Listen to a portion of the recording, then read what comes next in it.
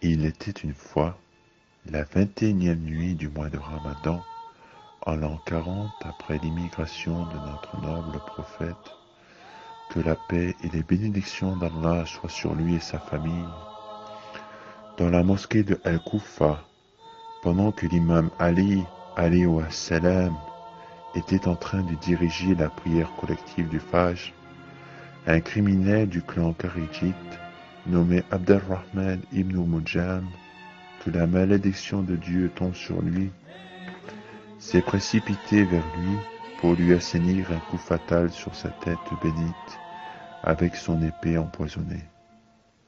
L'imam prononçait sa fameuse parole « J'ai triomphé par le Seigneur de la Kaaba » avant de tomber martyr 3 jours après l'incident. Après le martyre de l'imam Ali, alayhi salam, l'allégeance fut faite pour son fils aîné, l'imam el-Hassan, alayhi salam, qui devint le calife des musulmans. La ville d'Al-Koufa restera la capitale de son pouvoir, tandis que la ville de Damas, en Syrie, était le fief de Muawiyah ibn Abi Sufyan. Les tentations de Muawiyah de déstabiliser le khilafat de l'imam el-Hassan, alayhi salam, en encourageant les musulmans pour se révolter contre leur imam, a fini par une multitude de débats et d'échanges de lettres et de messages entre lui et l'imam el-Hassan, alayhi salam, qui a décidé de lui déclarer la guerre en affectant son cousin Ubaydou Alahi ben Abbas à la tête de son armée. Malheureusement, ce dernier s'est rebellé contre lui après avoir été corrompu par les quantités exorbitantes d'or et d'argent et de promesses électorales offertes par Muawiyah, comme il a réussi à atteindre à une grande majorité de compagnons de l'imam, que la paix d'Allah soit sur lui, et à séduire tous ceux qui voulaient acquérir simultanément les biens de ce bas monde à travers leur allégeance à Muawiyah, et la récompense de l'au-delà via leur fausse allégeance à l'imam el-Hassan, alayhi salam, en oubliant, ou plutôt faisant semblant d'ignorer, que le principe de la wilaya se base sur 2 aspects indivisibles, à savoir l'amour pour Al-Bayt, qui nécessite une obéissance et une fidélité sans faille, et surtout la dissociation et le désavouement total et sincère de tous leurs ennemis et de leurs détracteurs. En d'autres termes, la wilaya des gens de la demeure prophétique, c'est-à-dire la reconnaissance de leur imamat et de leurs droits divins, est analogue à une colombe dont les 2 ailes lui permettent de prendre son envol dans le ciel de la foi musulmane, avec l'amour voué aux 14 imams enracinés, divins, alayhi salam, et le désavouement de leurs ennemis d'hier et d'aujourd'hui. Après toutes sortes de coups d'État et de tentatives d'assassinat contre le gouvernement de l'imam el-Hassan, alayhi salam, et après que les musulmans se soient séparés de lui par la trahison de la plupart de ses compagnons, ceux qui restèrent fidèles à leur imam subirent les tortures et les assassinats de la part de Muawiyah et de ses hommes. L'imam el-Hassan, alayhi salam, avait reçu l'ordre divin de prendre la décision de se réconcilier avec Muawiyah à travers le renoncement de l'imam de tout pouvoir politique, de gouverner l'empire d'Islam d'une façon unilatérale, à condition que Muawiyah cesse définitivement de faire couler le sang de ses partisans. La promesse de la réconciliation était soumise à des conditions draconiennes et à des aveux de la part de l'usurpateur d'épargner la vie des Shia, d'émirs des croyants, et surtout de protéger la religion d'être violée par un homme damné tel que Muawiyah. Cette affaire a divisé les musulmans en deux groupes, adhérents et opposants. Ces derniers qui n'ont pas saisi la sagesse derrière le comportement infaillible de l'imam alayhi salam, qui a dû affronter l'opposition et le blâme de la part de ceux qui ont été proches et fidèles. Sa riposte était catégorique. Ma situation est analogue à celle de Khidr alayhi salam avec Moïse, le prophète qui n'a pas pu comprendre le comportement de Khidr par incapacité de cerner l'inconnu divin, et dont Khidr était l'archétype et le garant à ce moment précis de la méta-histoire sacrée. Or l'imam El-Hassan alayhi salam est l'infaillible. Il est un imam qui ne se comporte qu'à travers la révélation d'Allah, conformément à la parole prophétique du messager d'Allah, que la paix et les bénédictions d'Allah soient sur lui et sur sa famille, qui a déclaré ceci: El-Hassan et Al-Hussein sont deux imams, qui soient révoltés ou en état de repos. Par le nom très saint d'Allah, l'unique Dieu, le tout miséricordieux, le très miséricordieux. Voilà le contenu de la réconciliation entre El-Hassan ibn Ali ibn Abu Talib et Muawiyah ibn Abi Sufyan, qui lui livre le gouvernorat politique sous les conditions suivantes.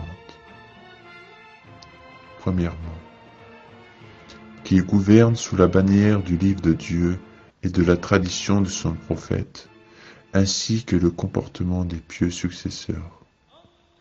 2. Il n'est point permis à Muawiyah de léguer cette affaire à qui que ce soit après lui, mais plutôt à Al-Hassan, puis à son frère Al-Hussein. 3. Que les gens soient en sécurité partout où ils sont, au Moyen-Orient, en Irak, au Hejaz et au Yémen. 4. Que les compagnons de l'imam Ali alayhi salam, ainsi que ses partisans, soient en paix et sécurisés sur eux-mêmes, avec leurs femmes et enfants. Que le pacte de Dieu et son décret soient posés à Muawiyah, ainsi que tout ce qu'Allah a imposé sur chacune de ses créatures, par l'ensemble de dons qu'Allah a procurés lui-même.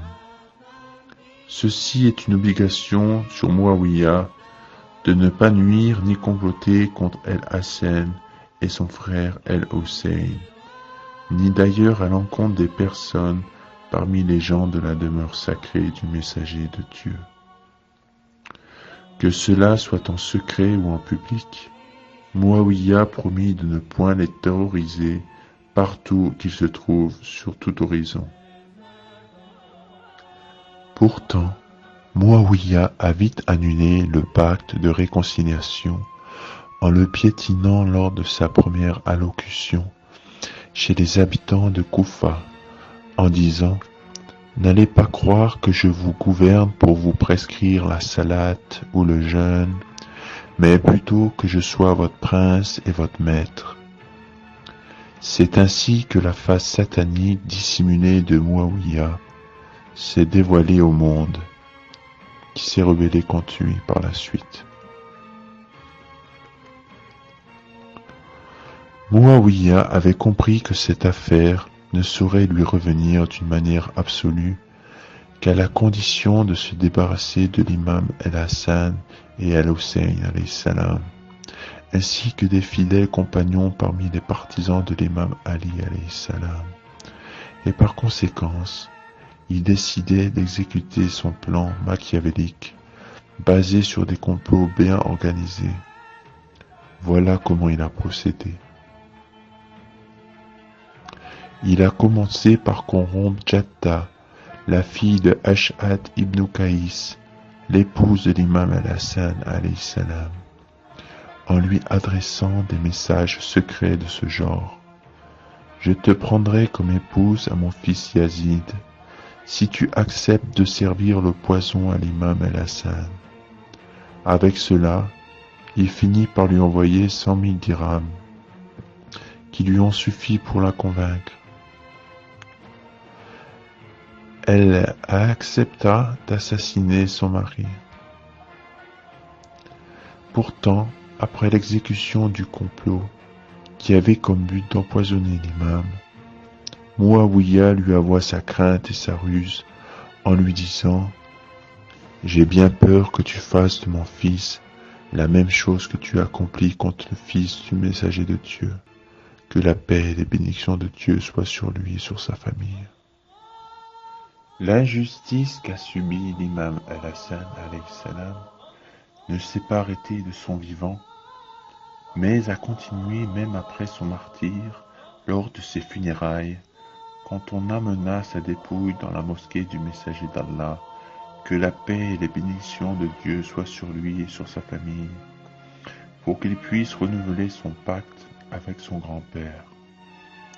Aïcha se mit dans tous ses états macabres et sataniques, en disant « Je vous interdis d'entrer dans ma maison pour celui que je n'aime pas. » Par conséquence, son couffin fut attaqué par des archers de tous les côtés, ce qui provoqua la colère et la révolte de son frère, Abu Fadl al-Abbas, qui se présenta pour défendre celui-ci. Mais il était freiné par son frère al-Hussein alayhi salam, qui avait reçu le testament de son imam de ne verser aucune goutte de sang des musulmans lors de ses funérailles. L'imam al-Hussein alayhi salam rebroussa donc le chemin à la dernière minute pour éloigner la dépouille de son frère loin du tombeau de leur grand-père. Que la paix et les bénédictions de Dieu soient sur lui et sur sa famille. L'injustice et la jalousie continua jusqu'à nos jours. Son mausolée a été détruit. Son nom a été effacé sur la tombe qui est presque invisible. On continue encore à interdire les croyants de lui rendre visite. L'imam al-Hassan alayhi salam est devenu ainsi prisonnier au milieu de la micropole El-Baqi. Quelle injustice, quelle patience de cet imam qui a dépassé celle du prophète Job alayhi salam des centaines de fois. Que la paix soit sur toi, ô pur, fils des purs, le parfait fidèle, que la paix soit sur toi, ô mon imam, mon bien-aimé Abou Mohamed, ô Hassan, fils d'Ali et Fatima.